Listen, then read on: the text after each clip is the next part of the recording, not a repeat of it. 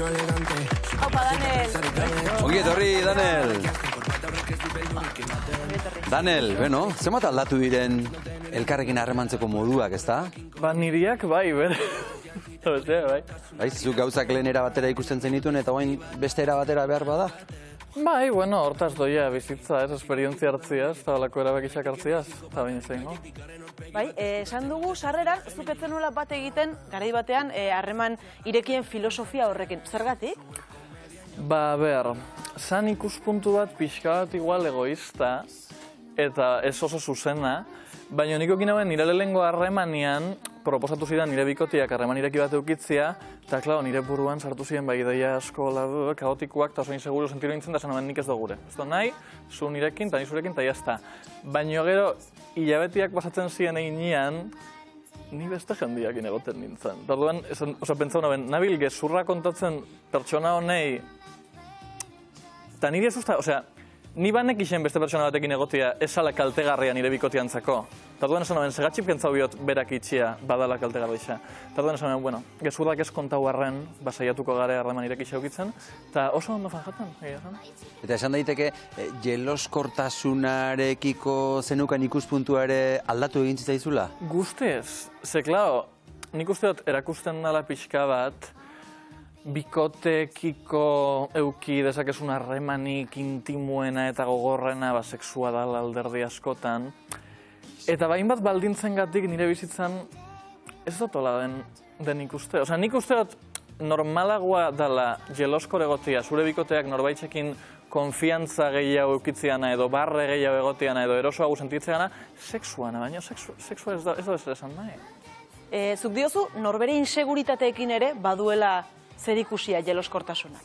Bai, asko, azkenian jeloskortasuna bada beldurrau ordezkatua izatiana edo baztertua izatiana eta hori dator barrutik, segu pentsatzen gau ez garela suficiente edo ez dakizu.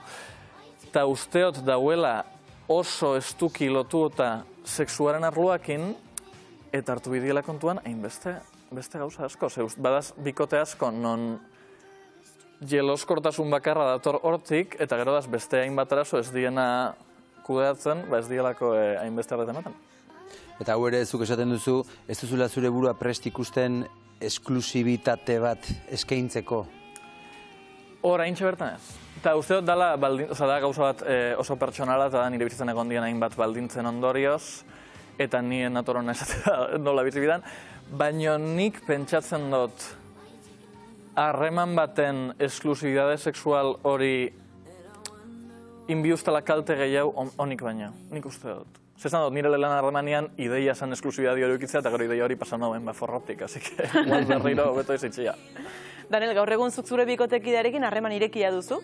Nola ezagutu zenuten elkar?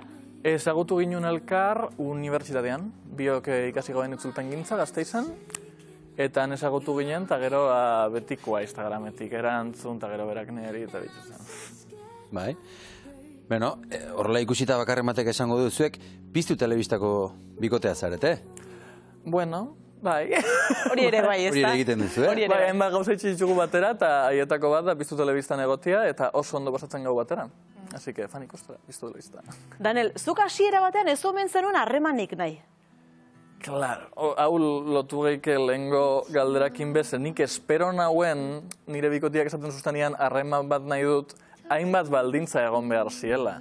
Ze uste, danok jaioten garela, danok irakasten dozkue harreman bat dala A, B, C, D, hainbat pausu jarraitu bidila, hainbat baldintza, eta da berdina danontzat. Dauela eskuliburu bat, amodioana, eta danok jarraitu bigau, eta jazta. Baina da gauza bat askobe pertsonalagoa. Orduan niri, planteau sostanean nire bikotiak, bikote bat eukitzea, harreman itxi bat eukitzea, nik espero nauen baldintza hori guztiak berak nahi izatea. Baina gero hitz egin gauen, eta heldu ginen, akordio batera uste dela beharrezko heltzia edozein harreman motatan, eta nik ikusi nauen esala hain ez naukola biharreik hainbeste beldurokitzeko.